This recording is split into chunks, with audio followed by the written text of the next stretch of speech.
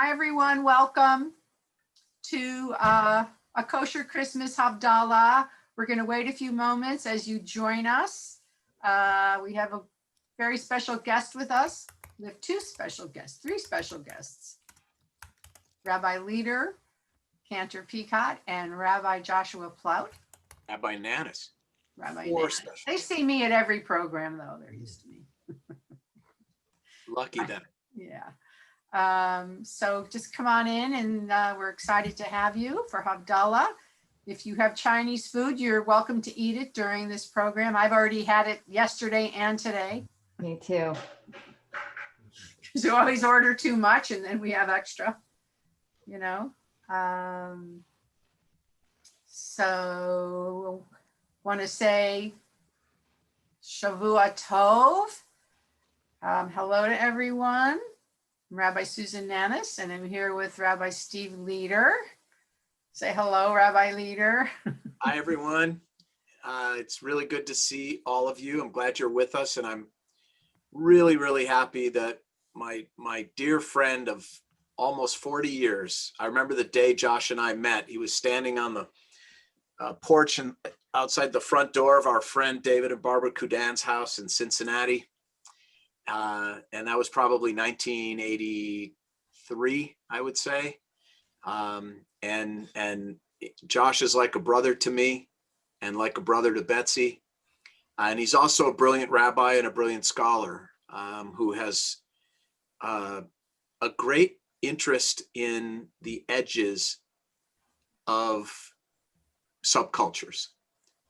His first book was on the Jews of the rural provinces of Greece, which included his photographs, which were amazing. Josh is an incredible photographer.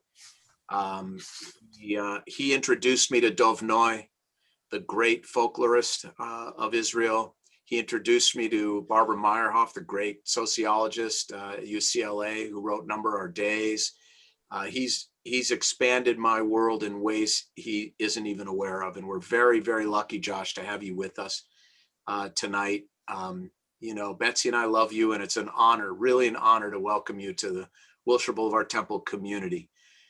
And thank you for being here. And we're going to chat more after the program, after Josh presents. Also want to welcome Cantor Lisa Peicott. Hi, everyone. Beautiful voice will lead us in Havdalah. And Rabbi Joshua E. Plaut, Steve's dear friend, and they went to rabbinical school together. That's how long they know each other, who has a huge resume, many, many accomplishments. Right now, he's the executive director and development director of the American Friends of the Rabbim Medical Institute, which is in New York and Israel. Well, the Friends are in America and the Institute is in Israel, right, Josh? Hospital. And he was also rabbi at Metropolitan Synagogue. He's a former rabbi at the Martha Vineyard Hebrew Center, where he is now in Martha's Vineyard. We're jealous of that. He was the executive director for the Center for Jewish History and an author of the book that he's going to talk to us about called A Kosher Christmas, 'Tis the Season to be Jewish, about Jews and Christmas. Welcome, Josh, Rabbi Plaut. Welcome to our Havdalah this evening. Thank you. Thank you for having me. And it's great to be with you and this wonderful community and with my dear friend, Steve, and my dear friend, Betsy Leder, who are amazing leaders of California and American Jewry. So thank you. Thank you for giving me the honor to be with you tonight. And we're very excited to hear your very entertaining talk and PowerPoint. And after the presentation, which we're going to really enjoy, which is about a half an hour long, we're going to open this up, make you all appear on the screen, and we'll be able to ask questions, and Rabbi Leder will have some questions, and maybe Cantor Peicott, I don't know, and any of you. But we're going to start with Havdalah. So Cantor Peicott, I hand it over to you right now. Thank you. So for those of you watching with us, now is the time to light your Havdalah candle. This is the last Havdalah of 2020. So just as I know, we can do this, guys. So just as with the closing of Shabbat, we always try to take a little bit of that sweetness of Shabbat with us into the next week. As we begin this nigun for Havdalah, I just invite you to think about maybe a little bit of sweetness that you experienced during 2020. I know that we've all learned so much about our own lives and about our world and about ourselves during this time of isolation and social distancing. And hopefully we can take a little bit of that in with us to our 2021. So we begin with the Havdalah blessing.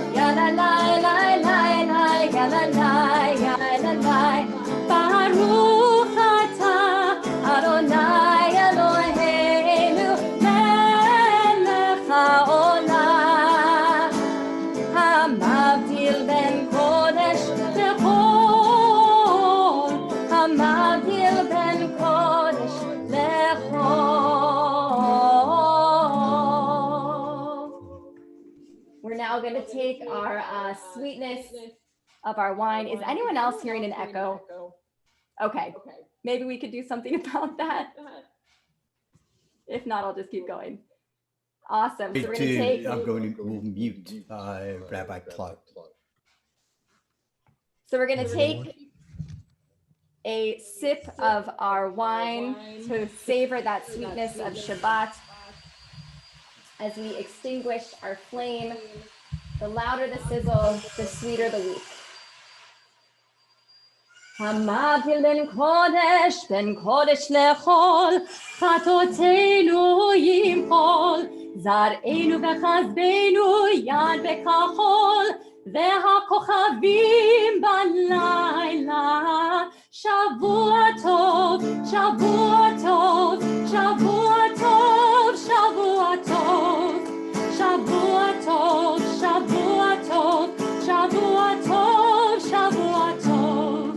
A good week, a week of peace, may gladness reign and joy increase. A good week, a week of peace, may gladness reign and joy increase.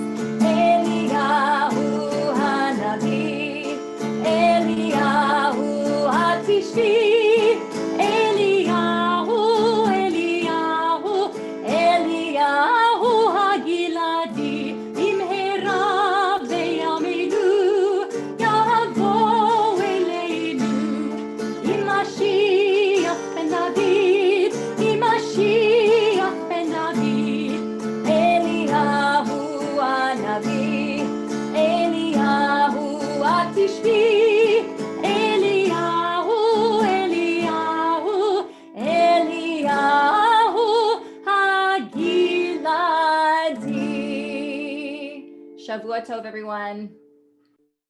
Shavua Tov. Shavua Tov, Shavua Tov. Have a good week, everyone. So now I'm going to ask, yes, everyone to turn off their cameras except for Josh, Rabbi Plaut. And before we begin, Josh, I just want to ask you one question. What made you decide to write this book? Why did you write this book about Jews and Christmas? You're muted. Thank you very much, all of you, and thank you for having me. I have a microphone here just in the beginning. If it's a problem, Don, I'll shut it off if there's an echo from me. But anyway, thank you for that question. I worked on my PhD dissertation for many years in between full-time work and 2 jobs, getting married. My mother was ill, and I needed a PhD dissertation topic and went to see a colleague friend of mine, Professor Jonathan Sarna, sat at his home in Newton, Mass. I was living in Brookline, Mass. And I said, Jonathan, give me some topics for a PhD dissertation. And of course, he gave me 5 great topics. I picked this one and worked on it for quite a few years.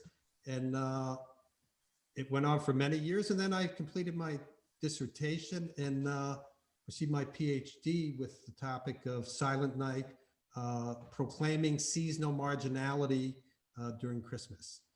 And then I was approached by Rutgers University Press to turn a 1,000-page dissertation into a 186-page book called A Kosher Christmas, 'Tis the Season to be Jewish. And since then, it's been an amazing journey. Since 2012, I'm always talking about being Jewish at Christmas. I just did a program for the Voice of America in China.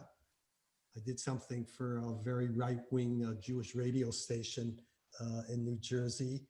And I was on My Jewish Learning on Wednesday in front of 3,000 people. So this year has been kind of light because of the pandemic, but I'm thrilled to be here with all of you at Wilshire Boulevard. And hopefully one day there'll be a documentary film on the book.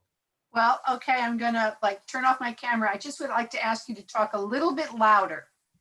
Your volume is a little soft. How's that? Is that better? Yes. So, all right, hear I me look now? forward to it and take it away. Thank you. Thank you. Let me just see here. How do I get the full screen? Let me just see here. Okay, good evening, everyone. I want to thank you all for having me. Today is Kwanzaa and also Boxing Day. And I want to thank my good friend and colleague, Rabbi Steve Leder. We've been friends for almost 40 years. Betsy is a good friend, his wife, and we're just, as he said before, brothers. And it's always a pleasure to do anything for Steve and his community. And I'm always in awe of all that he's done.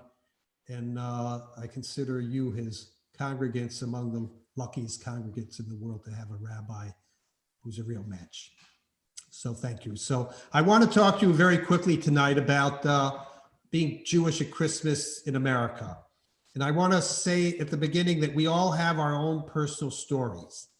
And I want to start with a personal story of my own. So can we see the first slide, please?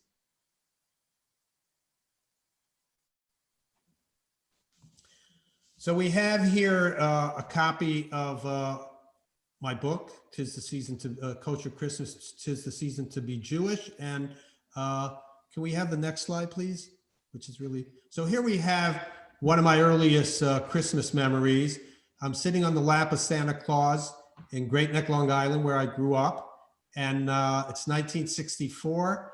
And when I was working on my dissertation, I asked my late mother, Hadassah Plaut, I called her up. She moved from Jerusalem to Southern California. And I said, Ima, why did you take me to sit on Santa Claus's lap? And she said, why not? And I said, well, I was the son of a prominent Reform rabbi, Walter Plaut, who was a freedom rider and a civil rights activist. You know, why did you do this? Christmas doesn't, Santa Claus doesn't belong to the Jews. And she said, every American did it, and we were comfortable and secure in our Jewish identity. So that's one of my memories. My brother tells me that Santa Claus asked me what I wanted for Christmas. I answered, I celebrate Hanukkah, and he still gave me a candy cane. So there I am. This is the introductory photo at the beginning of the book. And my memory growing up in Great Neck was that we would go around to, since it was 85% Jewish, a very Jewish suburb, we'd look at the Christmas lights, and then we go into Rockefeller Center, and we go skating on the skating rink there, and then have hot chocolate with marshmallows as it was snowing. And it was just a very idyllic time. But really, Christmas didn't mean anything to me. And that was my experience, ambivalence. The next story I'd like to tell, and we can go off the slide now and just have,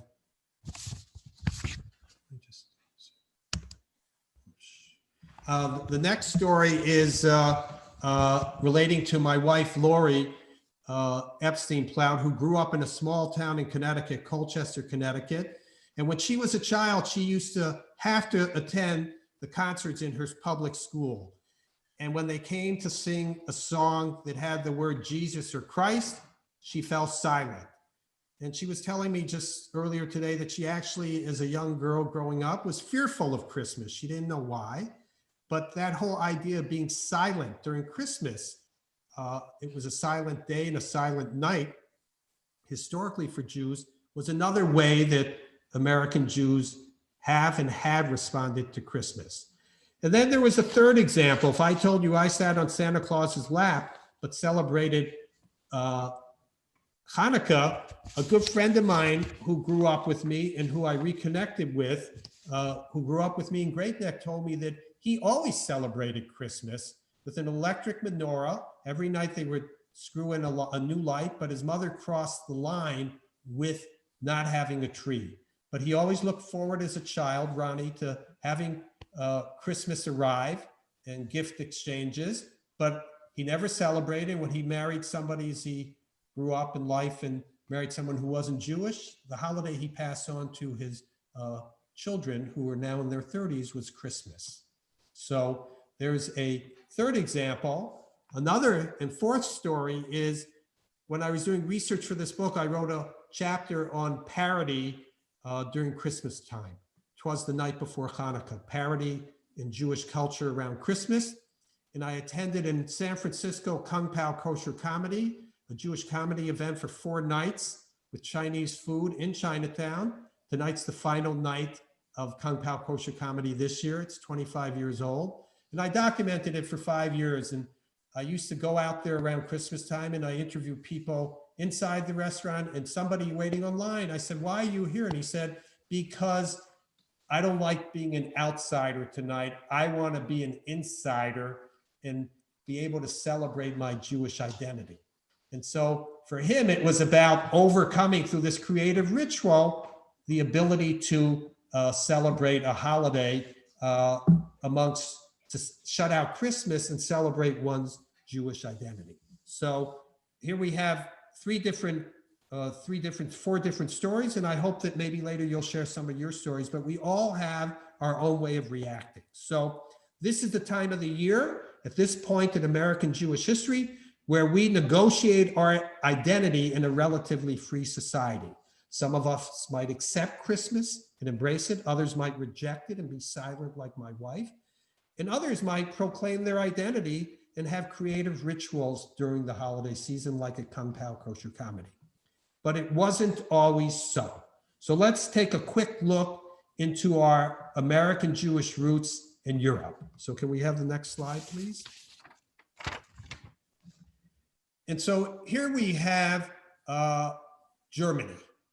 And in Germany, we have the instance of the first Christmas tree in Europe was, according to the professor at Hebrew Union College, Michael Meyer, was in Vienna in 1812. A woman by the name of Fanny von Arnstein, who was a Berlin Jew, whose father was a banker to King Ferdinand of Germany. And she moved to Vienna and she had the first Christmas tree, at least on record in Jewish history. She put little boxes under the tree with gifts. She was also a patron of the arts, and living in her home for 3 or 4 years was Mozart. And he wrote some of his most famous compositions in her home. So there you have the first historical instance of a Christmas tree in a Jewish home that we know, that's documented. Let's fast forward to Vienna, 1895. And in 1895, we have Theodor Herzl just having completed The Jewish State, his seminal book on Zionism, Das Judenstaat. And the chief rabbi of Vienna comes to visit him on Christmas Eve and sees in Herzl's salon in his living room a Christmas tree. And Herzl wrote in his diary, I'm not sure what the chief rabbi of Vienna thinks of this tree, but let it be a Christmas tree, a Hanukkah tree, or a solstice tree, but I don't really care what he thinks. That's Theodor Herzl. Then let's fast forward to Berlin in 1912. In 1897, Gershon Scholem, the great scholar of Jewish mysticism, was born in Berlin. And until 1911, in Berlin, he celebrated Christmas. His parents had a roast goose or rabbit for dinner. They had a tree. They sang, they played on the piano Holy Night, Silent Night on the piano, and they had all the trimmings of a secular Christmas until Sholem started his bar mitzvah studies and he started to learn Hebrew. He learned about Hanukkah. And when he turned 14, he rejected his parents' celebration of Christmas. Incidentally, around that time in his life, his parents gave him a Christmas gift under the Christmas tree in the Gershon Scholem family home of a portrait of Theodor Herzl.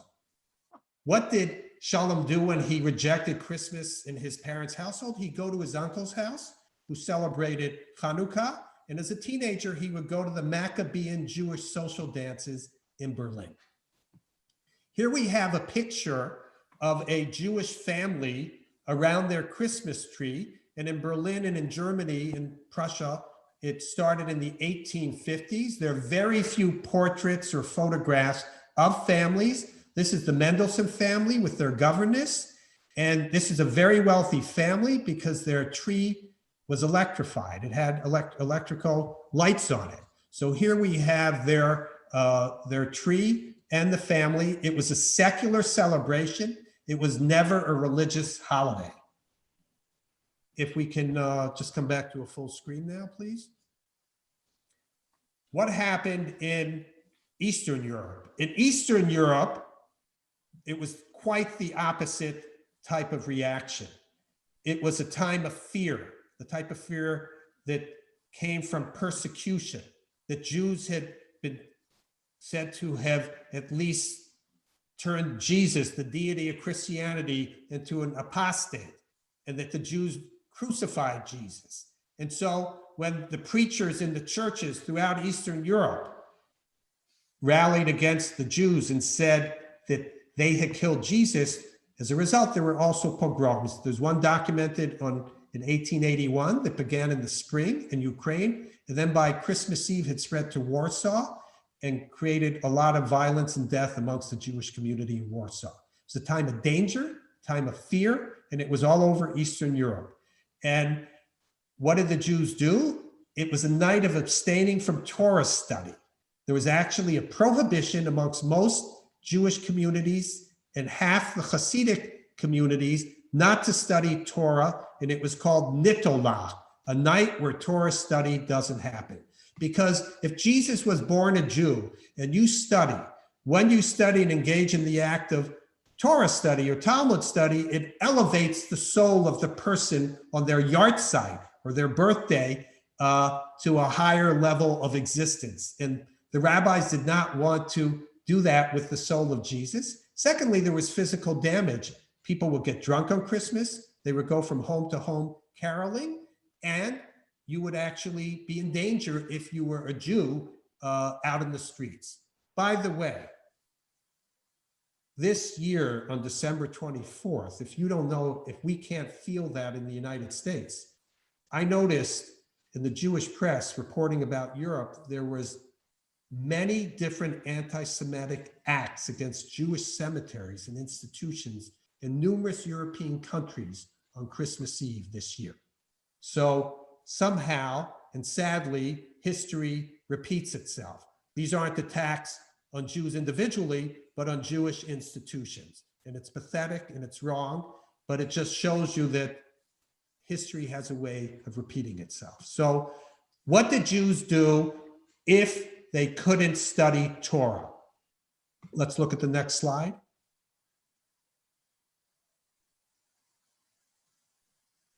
So we have here a very famous painting by Moritz Oppenheim, The Kindling of the Hanukkah Lights. But what I like about it is the children are playing a game, dreidel, and two of the adults are playing chess. There was a prohibition on gambling in the Jewish community, and even card playing that was relaxed in the 15th century. Card playing was allowed on Hanukkah. By extension, I think it continued to Christmas, the allowance to play, and so to the practice of playing chess and playing games. You fast forward to the United States today, one of the busiest days of the year in normal, healthy times is on Christmas Eve in casinos around the country, where many people, predominantly also Jewish, gather to gamble on Christmas Eve. This is a historic custom that dates back to medieval times. And if you look at a modern example of this, let's look at the next slide. You can see here a modern chess set. You can see here two different teams. On one team, you see the rabbi and the dreidel, and another team, you see Santa Claus and a Christmas tree.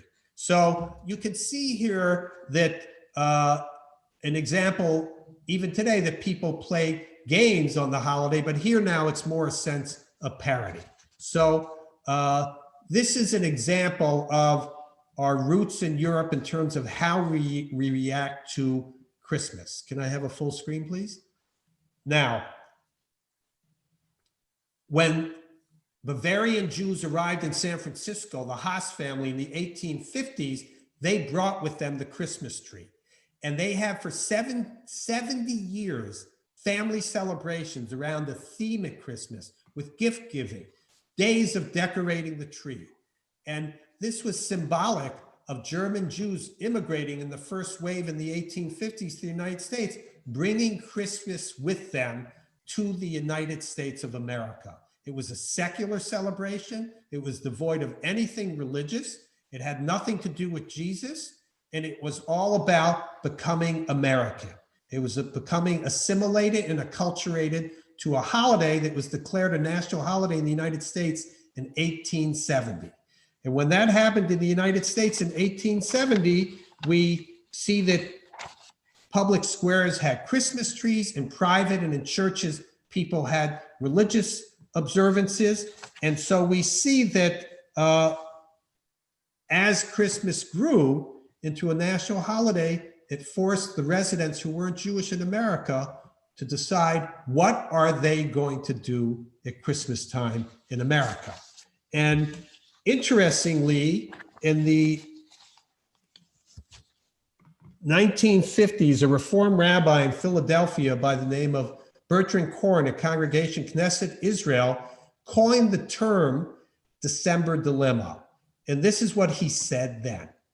Every year at this time, Christmas, every thoughtful and serious Jew faces a problem which is intensified this season.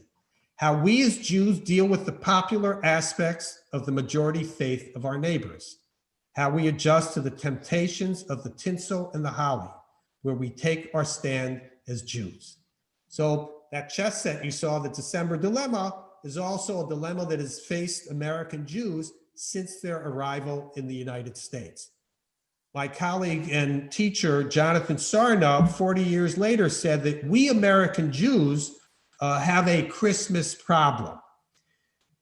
He said that although American civil religion calls upon all Americans to join in the Christmas spirit, on the actual day of Christmas, the religious overtones of Christianity are apparent throughout American society.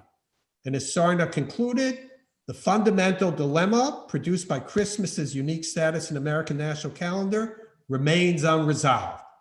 Well, I respect my teacher and actually love him, but I disagree with his conclusion because I think we have, each in our own way and as a community, resolved the Christmas dilemma.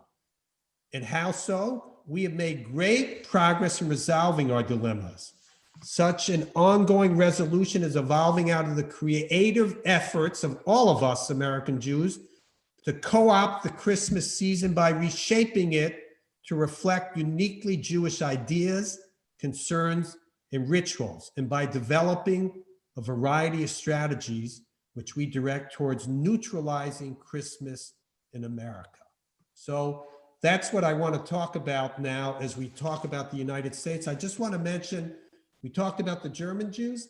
What about the major influx of East European Jews who came here from 1880 to 1924? Well, those Jews were completely flabbergasted by the appearance of Christmas in America, and that the German Jews in New York actually had secular observances. No way would these immigrant Jews getting off the boat recognize or accept Christmas initially. But according to the Yiddish press already in the early parts of the 1910s and 1920s, we see that there were starting to be gift exchanges in Jewish homes, some Christmas trees, a day of leisure, not celebrating Christmas in any way, but acculturating and seeing it as a neutral way to Americanize. But remember, the original immigrants faced persecution and fear in Eastern Europe. And so there's no way they would embrace Christmas, but over time, they saw one of the ways of leaving behind being a greenhorn was to accept the cultural observance of Christmas in one way or another, but never a religious way. So the way I want to demonstrate the evolution of some Jewish responses to Christmas is through music.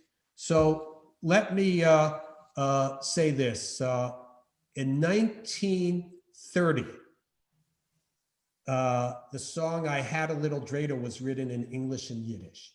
Now, the German Jews who arrived in this country in San Francisco in 1870, the rabbi of Congregation Emmanuel in San Francisco, the largest Reformed congregation synagogue anyway in San Francisco today, Rabbi Julius Ekman said to his congregants, and he quoted the book of Proverbs, "Drink from thy own cisterns, drink from the water from thy own well, and do not ape the ways of the stranger." Okay? So he's saying, enjoy your own traditions and don't imitate Christmas. And one of the ways he said to do so was by Hanukkah, celebrating Hanukkah, but Hanukkah was a very minor holiday. So the rabbis around the United States, predominantly Reformed, started to magnify and amplify Hanukkah. And one of the ways they did it was through Hanukkah music, through plays in religious schools, through Hanukkah social dances, and eventually American businesses kicked in through commercialization and making Hanukkah colors blue and white, gift wrapping. So by the 1930s, you had the commercialization of Hanukkah that was not quite on par with Christmas, but it was an example of becoming a holiday that was elevated to counter Christmas. So the music of Christmas first started with Hanukkah music, but then you had this phenomena of American songwriters who were predominantly Jewish writing the most favorite songs about Christmas.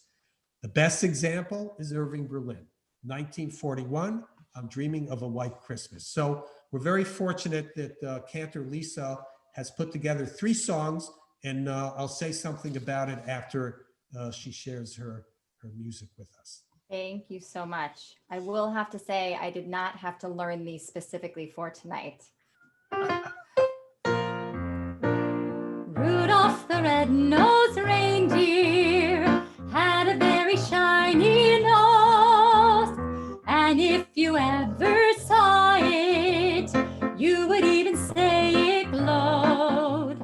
All of the other reindeer used to laugh and call him names.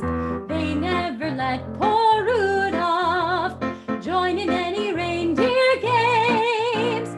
Then one foggy Christmas Eve, Santa came to say, Rudolph, with your nose so bright, won't you guide my sleigh?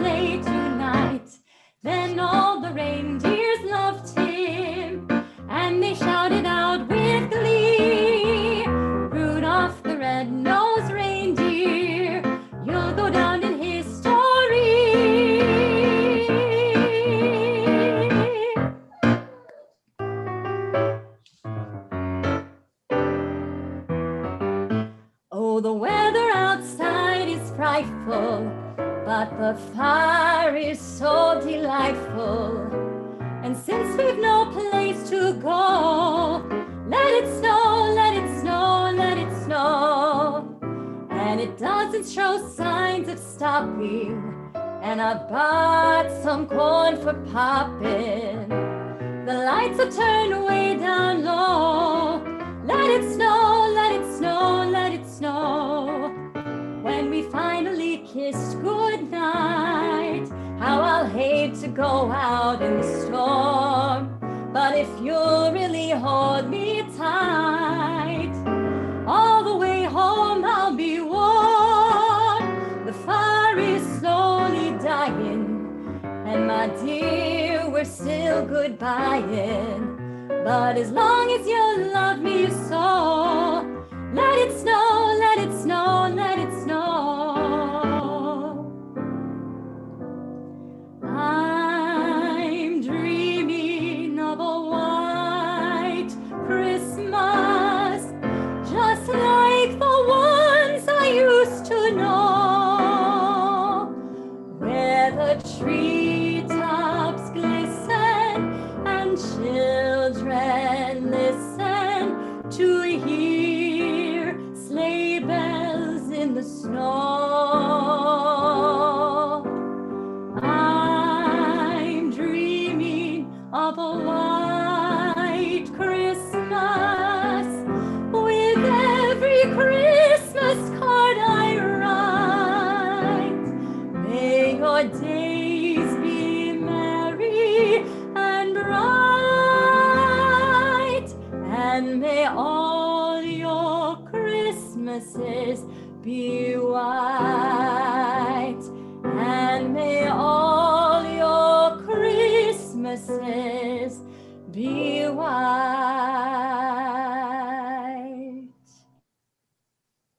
Thank you for sharing those melodies and those songs. And White Christmas is considered the perhaps one of the most famous songs Irving Berlin wrote after God Bless America. He wrote it in 1941, and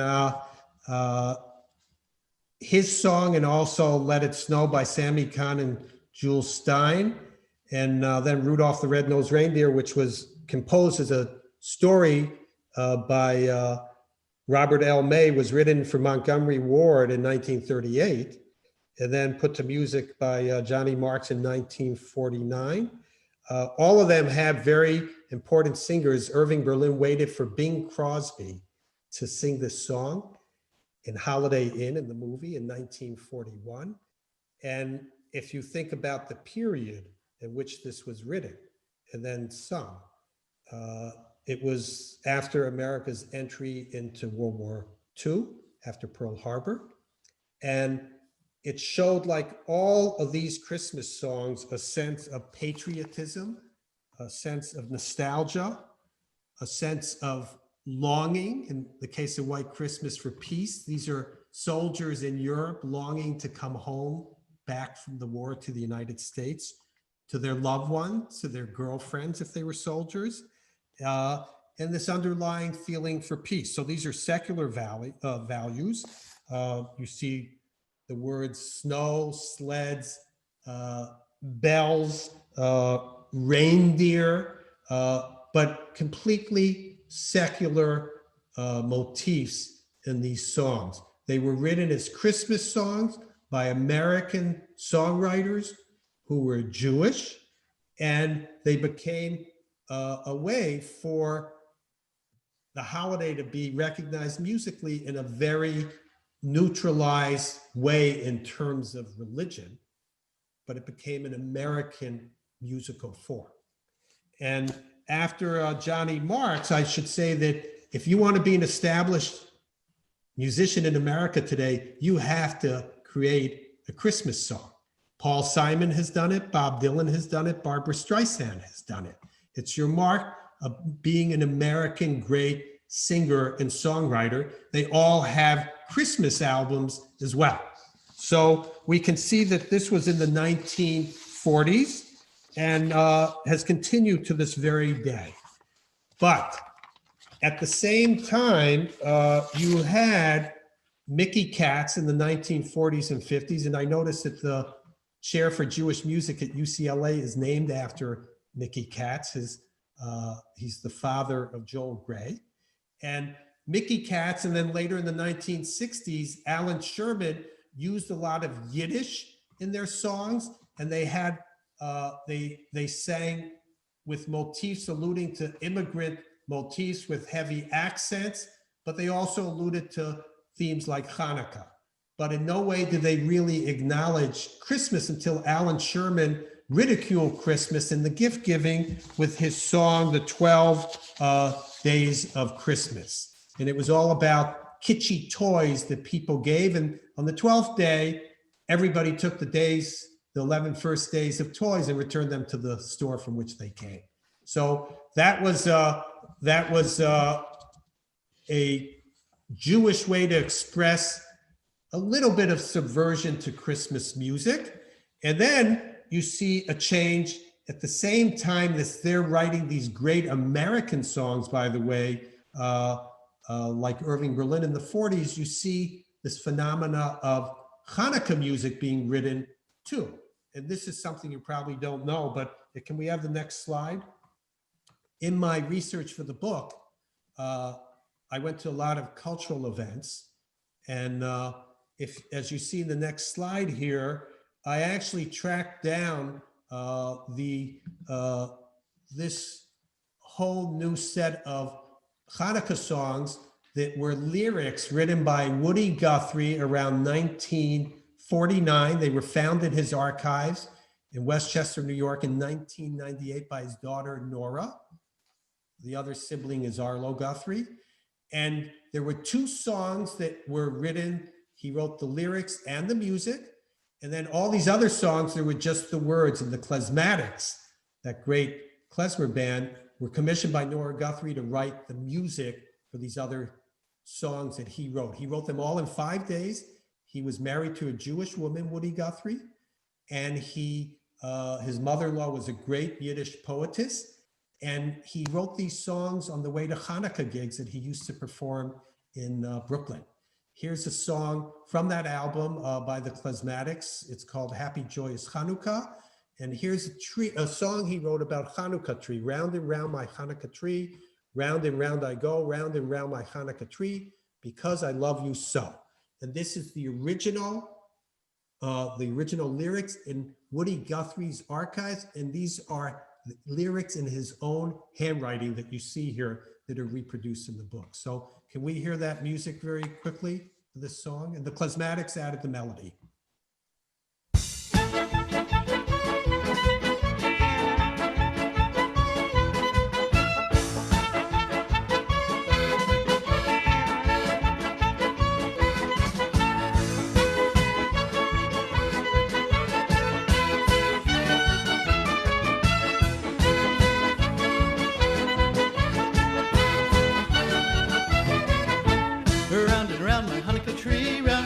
Go round and round my Hanukkah tree because I love you so. Round and round my Hanukkah tree, round and round we go. Round and round I'll hold your hand because you love me so. Round and round my Hanukkah tree, round and round we go. Round and round I'll hold your hand because you love me so. Tanzen springen beim Hanukkah-Bäum und zu Zweigen grün. Patschen tut die Hanukkah-Hand fröhlich wie Achim. Tanzen springen beim Hanukkah-Bäum und zu Zweigen reut.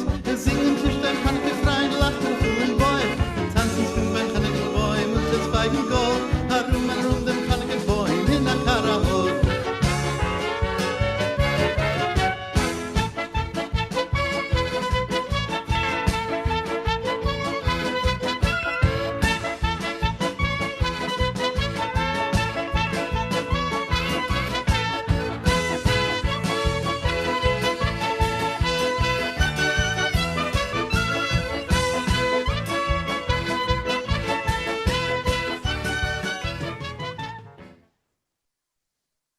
Thank you for listening to that. Nora Guthrie told me that in their household, growing up in New York, Woody Guthrie used to say about the religion in their household, it was all or none. In other words, all the religions could exist side by side or none. They had what he called a Christmas tree, which was also called a Hanukkah tree, and also called a solstice tree. So this genre, Woody Guthrie's music, was performed, but it was only given new life at the 92nd Street Y when it was debuted, I think, in 1999. It's a form of new Jewish music for Hanukkah. And another song in that same period, in 1982, a new Hanukkah song was written by Peter Yarrow from Peter, Paul, and Mary, One Light, One Candle. And then in 1994, we have a turning point with parody on Christmas music. So it's not just Hanukkah music for the sake of Hanukkah or Christmas music. That's an American musical song devoid of Christianity, but a seasonal song. We have Adam Sandler in 1994 on Saturday Night Live, who debuts his Hanukkah song. He said these are the lyrics of the song. I wrote a song for all those nice little children, kids who don't get to hear any Hanukkah songs. Here we go, put on your yarmulke. Here comes Hanukkah, so much Hanukkah to celebrate Hanukkah. When you feel like you're the only kid in town without a Christmas tree, here's a list of people who are Jewish just like you and me. He has performed this song since 1994 in front of tens of thousands of people, but it represents parody, a form of 'twas the night before Hanukkah, 'twas the night before Christmas, in which Jews actually now feel comfortable enough to talk about Hanukkah and Christmas in a way that elevates Christmas, elevates Jewish identity, and makes it at least on par with Christmas when it comes to identifying yourself Jewishly, not feeling left out of Christmas. If we look at the next slide, there was a album that came out right after that. My wife and I heard this, these two singers, Sean Altman and Rob Tannenbaum, sing at the Knitting Club, a knitting factory in Tribeca in Manhattan in the late 90s. As a coincidence, the introductory act that night was Matisyahu. No one had ever heard of it. But these two sang, they were the main act. And they came out with an album, Hanukkah with Monica, that's Monica Lewinsky. And they wrote a song. All these songs are about being proud of being Jewish at Christmas time, including their main song, which was, they had a song called Hanukkah with Monica, which was very risque, but there's also a song, It's Good to Be a Jew at Christmas. And it says in the song, I never tasted Christmas ham or caroled Winter Wonderland. I'm not just down with Christianity, you see. It's good to be a Jew at Christmas. It's nice to be a Jew at this time of the year. It's clear that we're the chosen ones. We've got 8 nights. They've got just one. It's good to be a Jew at Christmas. On Christmas Day, we'll eat Chinese, walk empty streets until we freeze. Once a year, the city's ours alone. Oh, yes, it's good to be a Jew at Christmas. It's nice to be a Jew this time of the year. You know that Christ was born a Jew, which means that Mary was one too. It's good to be a Jew. Don't you want to be one too? It's good to be a Jew at Christmas. Good to be a Jew. So here you go from Irving Berlin to this in-your-face subversiveness and assertiveness to proclaim your Jewish identity on Christmas. And if you want to take it a few more steps, the Yeshiva University students in 2013, the Maccabees, did Candle Lights. I looked before, 16 million hits on YouTube for this song, Candle Lights.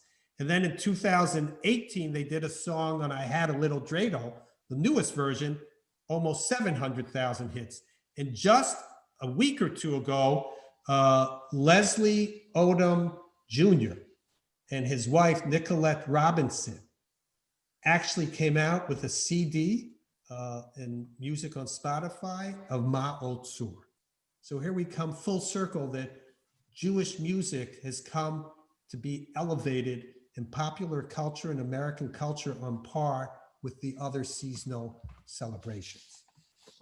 So I want to just wrap this up by talking about 2 final things. I want to talk about a Christmas mitzvah. So another strategy, if we can see the next slide, is a slide that has to do with the Christmas mitzvah. And the Christmas mitzvah, one more thing here with the parody. So here we see another thing from Saturday Night Live. We see Hanukkah Harry, who's a folk figure that was created by Saturday Night Live.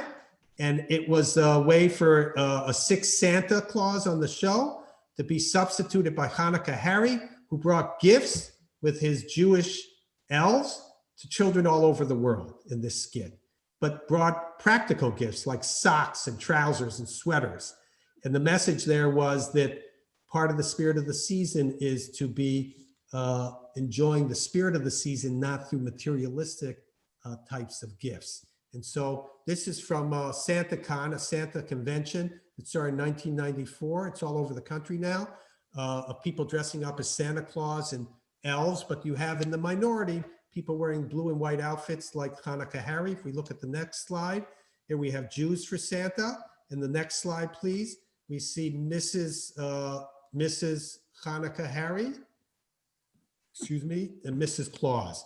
If you look at Mrs. Hanukkah Harry's eyeglasses, it has a Hanukkah menorah. So you see here the holidays existing side by side. Let's go. So parody has been a very popular way to deal with Christmas.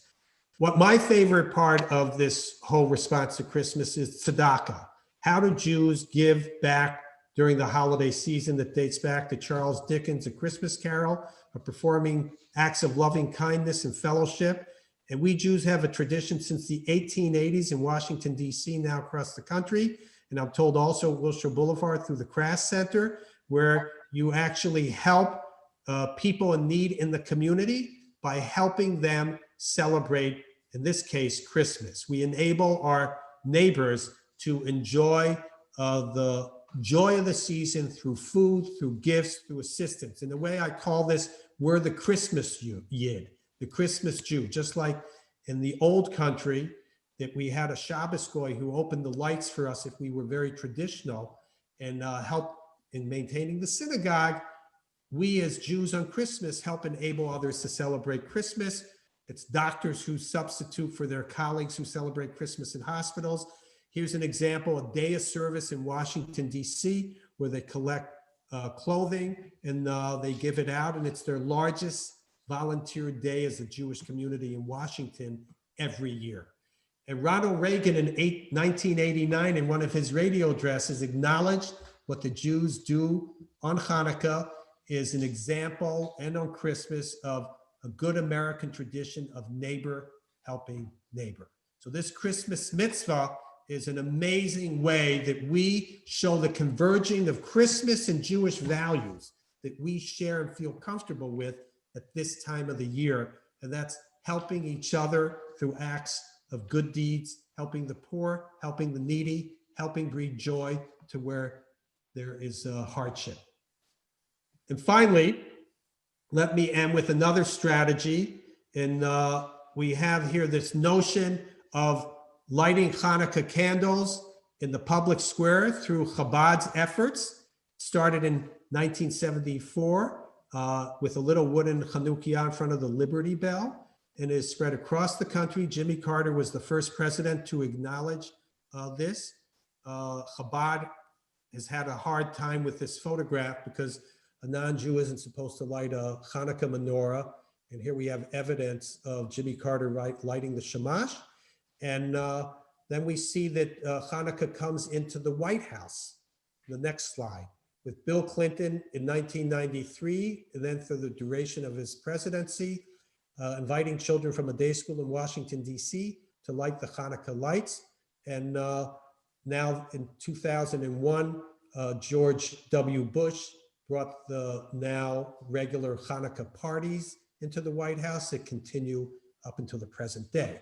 So we have Hanukkah elevated into a national holiday. Again, this case, converging values. Ours is a holiday of light and freedom, religious liberty, and it coincides with the holiday of lights that is Christmas too, that beckons hope in the future, love, and goodwill between humanity, converging values again.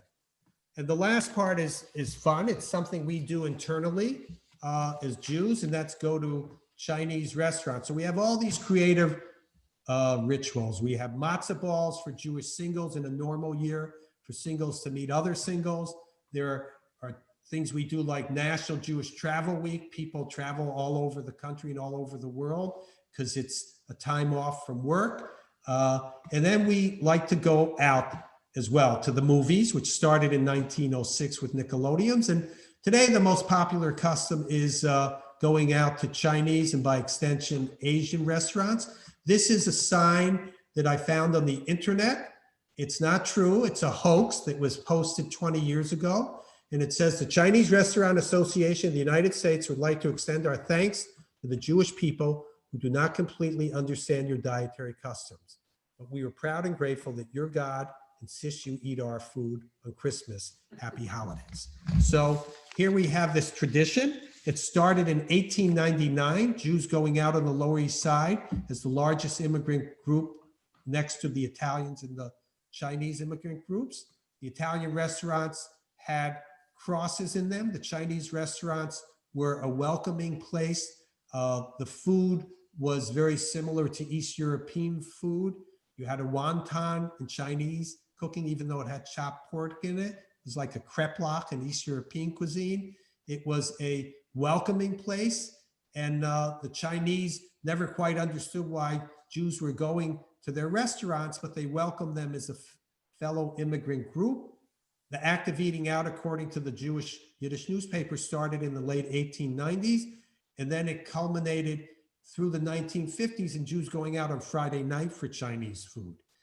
I found the first reference for Jews and Chinese food on Christmas in a New York Times article, 1935, and we have a gentleman by the name of, a restaurant owner by the name of Eng Shi Chuk, who brought chow mein on Christmas Day to the Jewish Children's Home in Newark, New Jersey.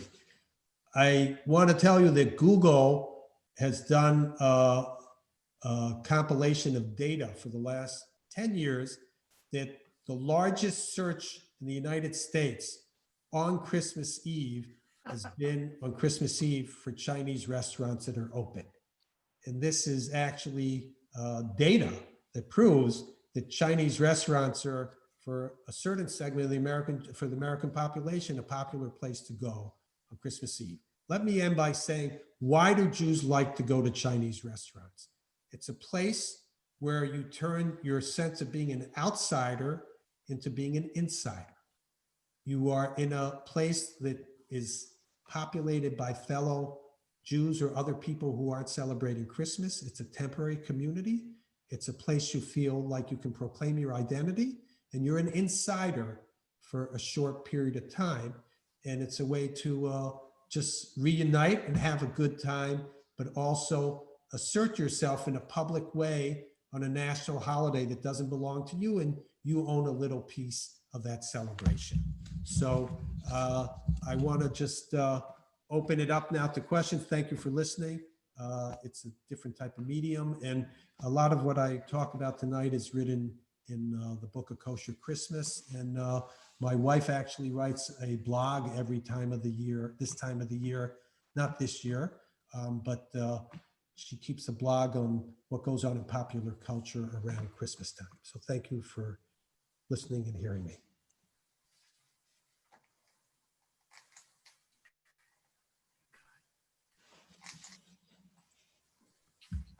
Thank you. That was so interesting, Josh. I can't tell you how wonderful that was and fascinating. Steve, or Lisa, do you want to ask or say anything before we open it up? I have a question for Josh, which is one of that I've wrestled with a little bit. You know, for many Christians, Christmas is more than just, you know, family, food, presents, and fun. It's a deeply religious holiday.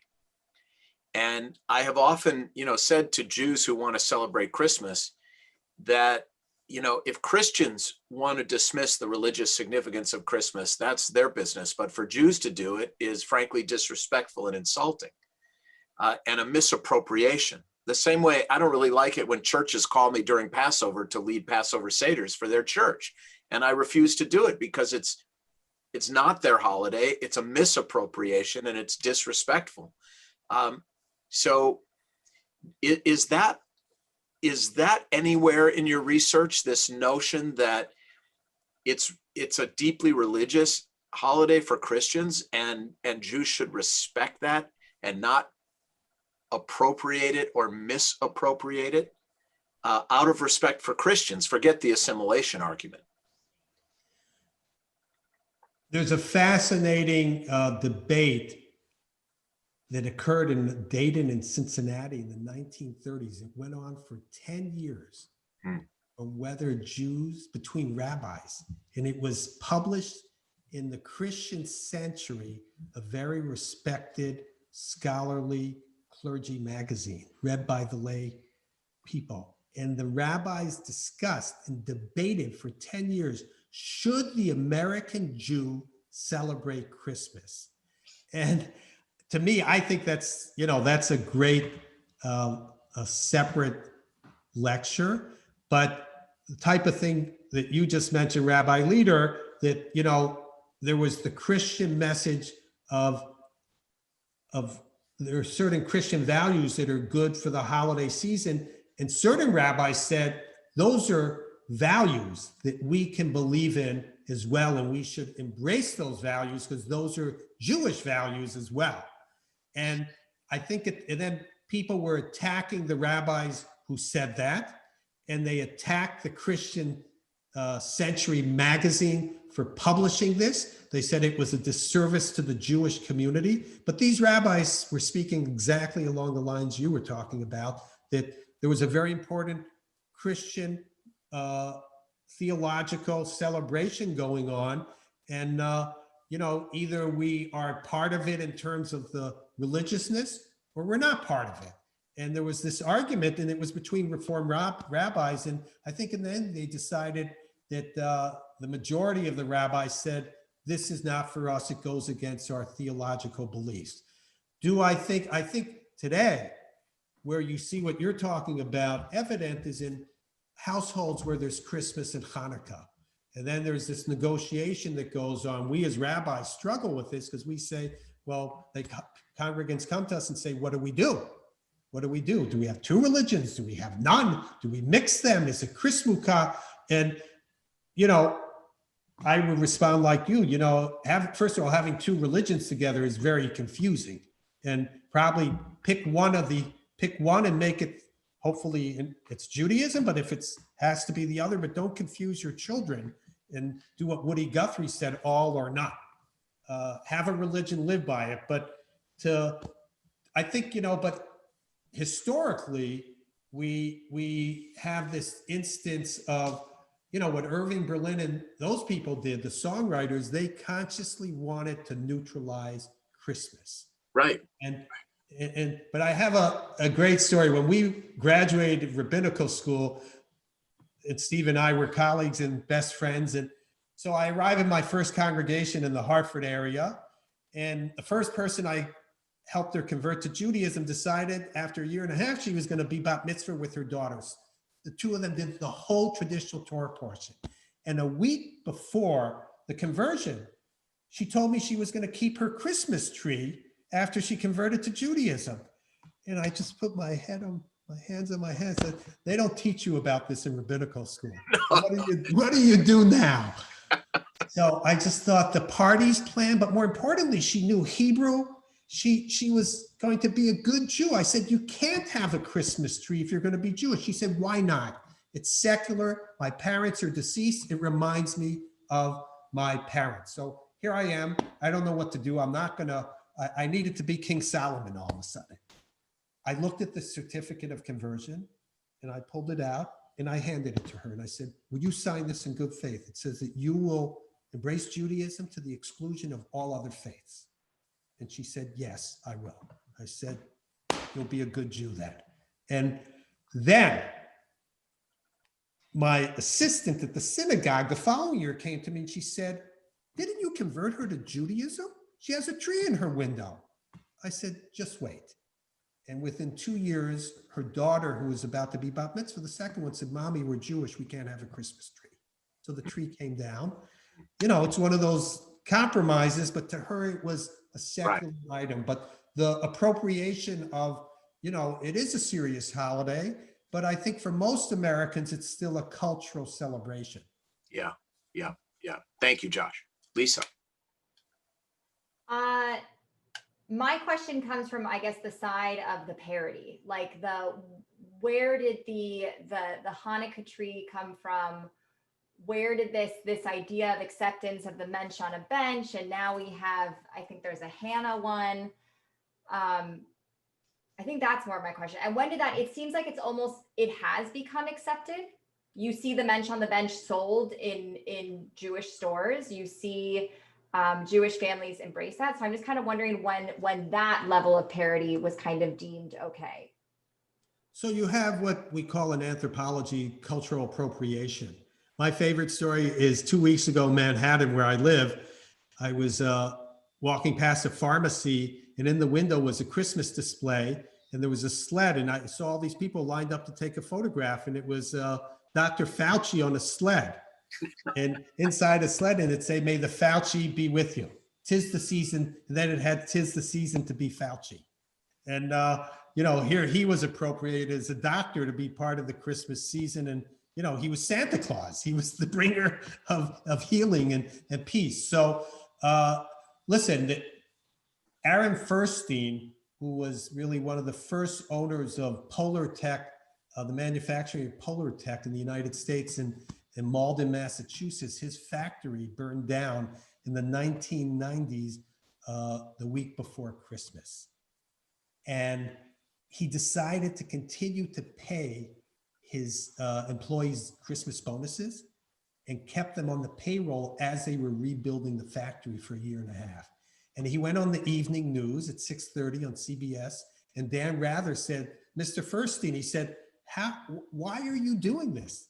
And he said, "When I grew up, I learned in the Talmud and in the Midrash, in a place where there is no man, be a man." And then he was named by the press the mensch who saved Christmas. So the mensch on the bench is another form of, we have this tradition of Jews who dress up as Santa Claus in April, again, the celebration of Christmas. So I think, you have a mixing of cultural values and motifs, and it's, I think it's all blending together now. I think in my book, I talk about Chrismukkah, the blending of Christmas and Hanukkah, but then I talk about Festivus from Seinfeld, which is the stripping of all religion, all of it, and making it an atheistic, seasonal airing of grievances. So what's acceptable and what isn't, I think, the people tell us. But I think what has become more acceptable is that you can be Jewish in America at Christmas and not feel uncomfortable. Every comedian now has some type of video. Louis Black, everybody has something on. Listen, Brian Williams on MSNBC on the first night of Hanukkah, in his opening statement, he said it's, tonight's whatever the day was. And he said, "And tonight is the first night of Hanukkah." I thought, oh my God, at 11 o'clock at night, Brian Williams is announcing Hanukkah. We've come of age when it comes to acceptability. But I think you're asking about how do you know what, the appropriateness of mensch on the bench. And I think those are cultural artifacts along the way. I'd like to now ask Don Levy, our webmaster, to open this up. Invite everyone who would like to join us to appear. So let's see if we can make that happen.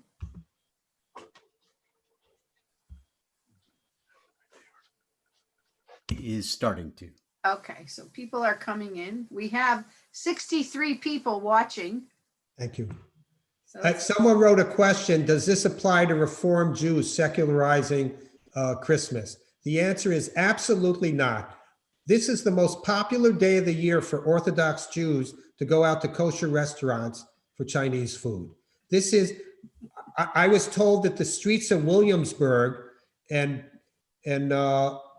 Borough Park and Crown Heights are packed on the day of Christmas Eve and Christmas Day with people milling about. It's, they're looking for something to do as well. So the secularizing has nothing to do with religious denominations. Okay. Somebody asked, what do you think about the greeting Happy Holidays, which has gotten blowback for not saying Merry Christmas?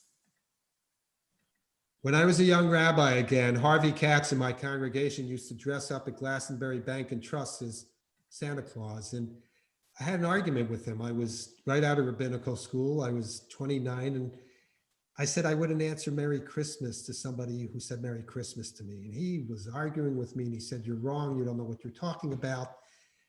Years later, when I was working on this book, Abe Foxman, who was the head of the ADL, called me and he said, "Help me. I need guidance. What should we do in the public schools? What should we do with holiday greetings?" And I gave him a warning. I said, if you push the envelope too much on things that had to do with the war on Christmas initiated by, I forget, it was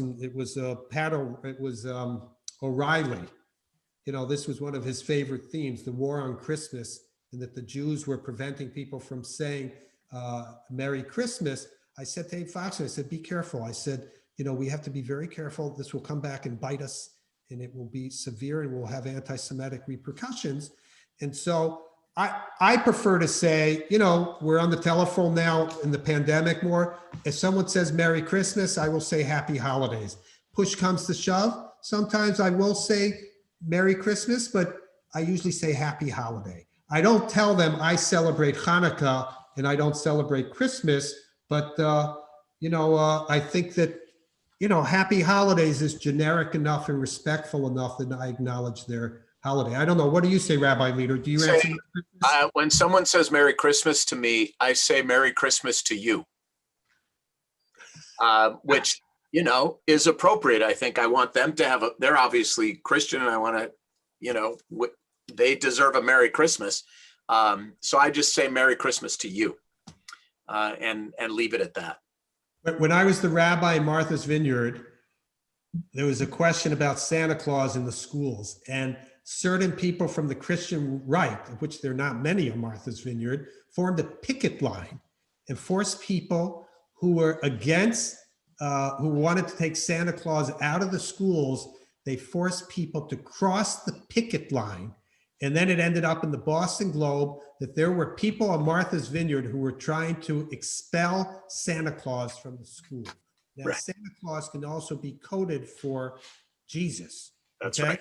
And it's, and this was, and Jews felt very uncomfortable. And then they spent 2 years working out a public school policy of what was allowed. And they actually did what Woody Guthrie said. They brought all the religions into the school.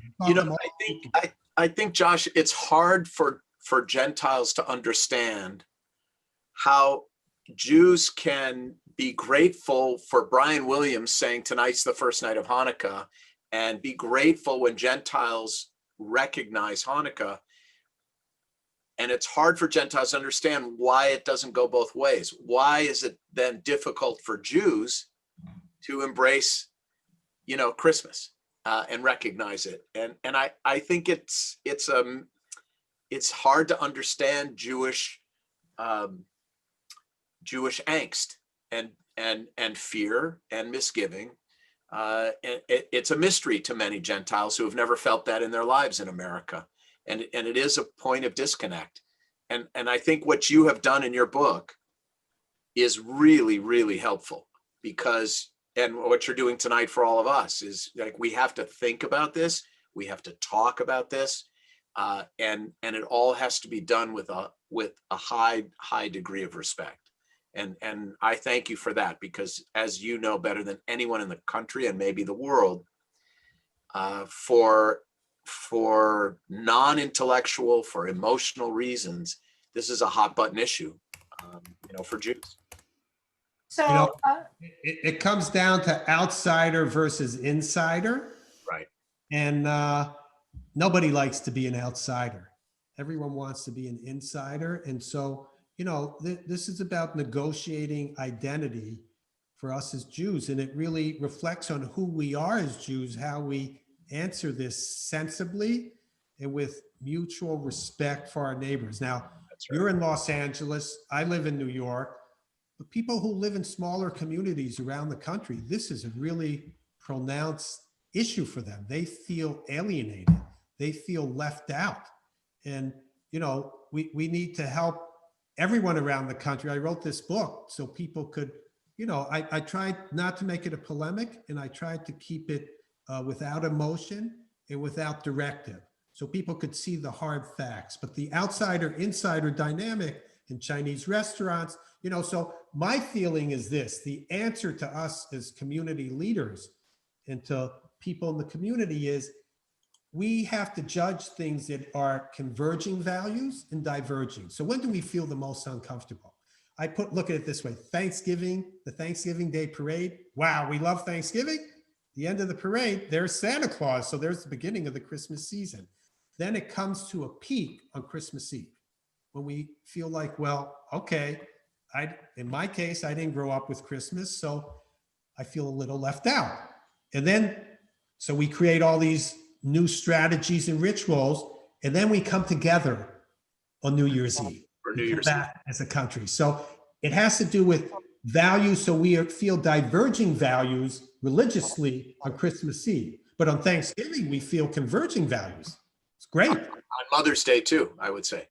Yeah, so this is a good measure. Where our values converge is what we should emphasize. And, ministers are able to respect each other. But, I just had a panel with Al Franken, the former senator. He's selling Christmas ornaments now, Christmas tree ornaments. One is green and one is red. He's a comedian. He says, "End the war on Hanukkah." And actually, I didn't know that, but he told me that there's this debate going on now, there's a war on Hanukkah, that we're trying to promote Hanukkah. So this is my worry, that we have to be conscious and respectful of our neighbors. I'd like to invite some people to ask questions. If anyone has a question. Okay, so it's Jeff, it's your wife. I don't know her name, so I'm going to invite her to talk. This is Lynn. Hi, Lynn. Hi, thank you so much for inviting me. And I had an amazing call from my granddaughter 10 days ago. Lily is 13 and was recently bat mitzvahed. And she called me, she said, "Grammy, we made it, we made it." I said, "What did we make, sweetheart?" She said, "There's finally a Hallmark Hanukkah movie. It's called Love, Lights, and Hanukkah. And it's an entire Hallmark movie about being Jewish, a girl who finds her Jewish identity and the celebration of Hanukkah." And I thought, for a 13-year-old to finally recognize and see this, it was really exciting that Hallmark has finally taken on a movie that had nothing in it about Christmas, but it was about Hanukkah. Produced by a congregant from Wilshire Boulevard Temple, Joey Plager. That's right. That's right.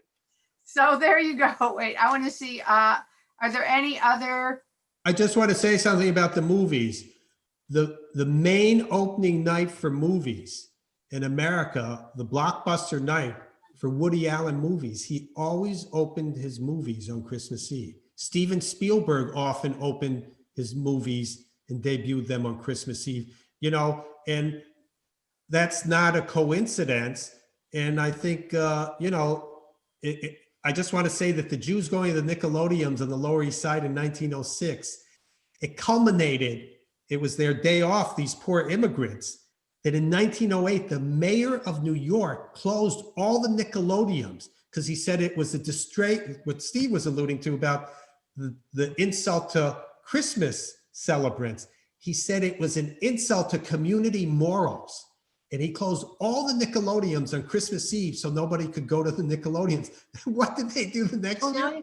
They organized a union, the people who were opposed to the mayor, and had the Nickelodeons opened again in 1909. So this whole idea of Hallmark movies for Hanukkah, it's all over popular culture, and anything we can give our children and grandchildren the ability to feel more comfortable about who they are as Jews, bring it on. Anyone else have something? Yes. Melanie. Melanie. Oh, good. Okay. All right. First of all, it was a really fascinating program and we learned so much. I wanted to make two comments. For 25 years I worked at a Chabad Jewish day school in Huntington Beach in Orange County. And a Chabad school in Orange County is a lot different from here. But I worked there during the whole time when the menorahs came out, and the menorahs are all the malls, and the choirs are all the malls, and the menorahs in Vons, and our Reformed Temple choir goes to sing, at the menorah in Huntington Center, and now it's at Universal Studio and City Walk. I believe it has really helped for Hanukkah Pride. Most of the people that come for these menorah lightings, many of them are not Chabad, many of them are not Orthodox. A lot of them are seniors, and they feel really strongly connected to the holiday. So my opinion is that has brought a lot of Jewish pride. The other thing I wanted to say is I now work at a public school in Beverly Hills, and I'm an instructional aide. And it's almost like a private Jewish school. Many of the students are Persian, many of them are Jewish. One year we had a holiday assembly and the principal said, no Christmas songs, no Hanukkah songs. This was a few years ago. It made everybody upset.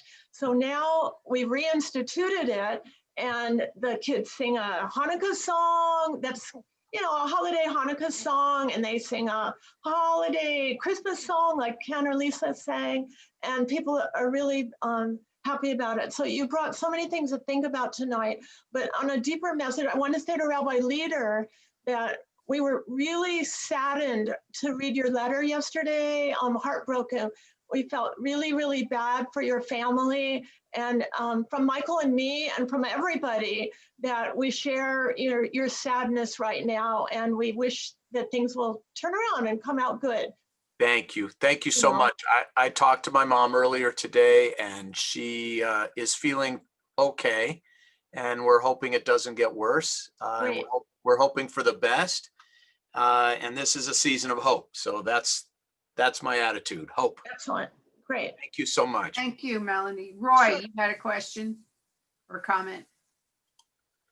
You just froze though. Not so much a question, more an observation, because I'm a little bit different probably than most people, being a Ger Zedek. I grew up Christian in the town and street house that I live in now, and something I've noticed over the last, well, particularly this year, so when I was growing up, all the homes had crutches and with nativity scenes. But when I walk the neighborhoods nowadays, there are no crutches. Everything is inflatable Santas and reindeers and kind of cartoon-like characters. So what I'm seeing is a de-emphasis of the religious aspect at Christmas to make it more sort of inoffensive to everyone. It's interesting. I don't know, is it just my observations, or do you also, the other people notice that too? You don't see nativity scenes or creches very much at all anymore. I think you're right. They used to have them in Santa Monica, and they took them down about years ago. They stopped having them. They used to have the whole nativity story, and they stopped. So the only caution I would bring to the observation, Roy, because I agree with you. I mean, I grew up in Minnesota, and there were creches everywhere this time of year. Right. So the one thing I'm not sure of is how much of a bubble Los Angeles is in that regard. It might that I totally understand. I mean, here on the left coast, right, it's unique compared to, if I was to go down south or the Midwest, or maybe even Orange County. I get it. Yeah, but I think that whether we like it or not, Roy, that first of all, the Pew study on religion in American religious communities shows a decreasing affiliation with religious institutions. And also part of that is probably the more, the more secularized nature of the American population. And it's across the board in every denomination and every religion. So we see that, but I think what Jews have done, probably consciously, is try to help neutralize, this is what I found in my research, to neutralize religion in the public space and make it a more, less religious and a separation of church and state. And they did it because it made them feel uncomfortable. I say that our contribution is like through the songwriters that we've tried to make the holiday more embracive for everybody, the holiday season.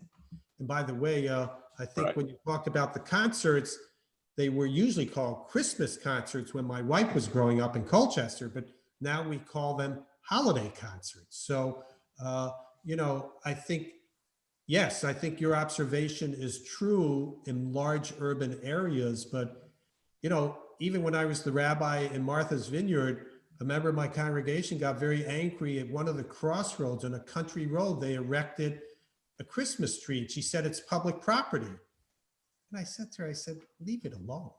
I said, you want to battle this? I said, why? What's wrong with the Christmas tree at the crossroads?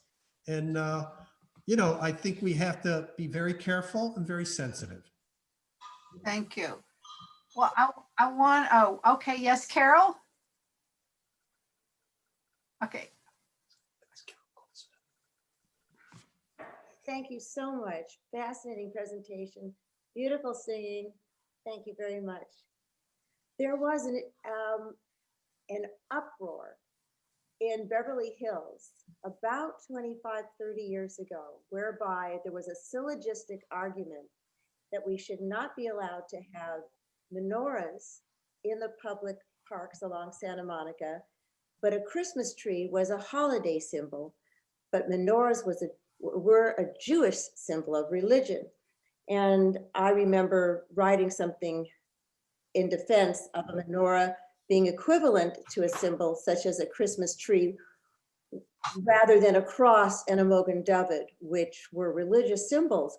But it had to be argued because there was a real powerful push to eliminate the menorahs because that was a symbol of Judaism. Thank you for bringing this up. This was my last chapter of the book. I call it From Madonnas to Menorahs.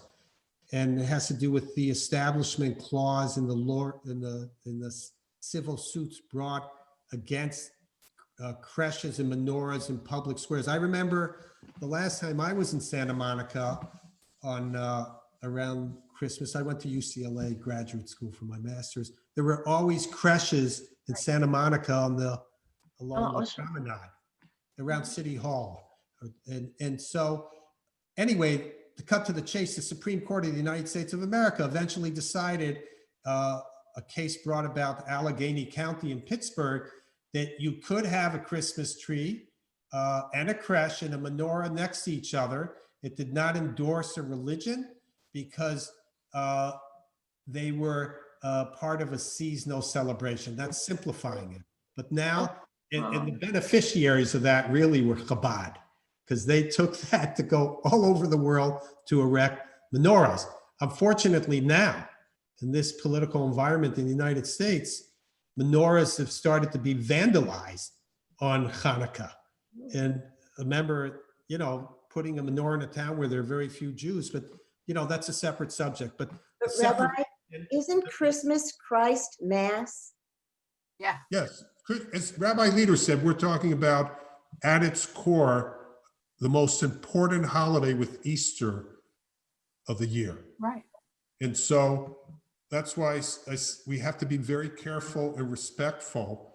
And Christmas doesn't belong to us, but we can be respectful of Christmas. It doesn't endanger us like it endangered my grandmother in Belarusia, where they put dogs on Jews at Christmas because it was dangerous. Christmas is not dangerous to us anymore in terms of our physical existence.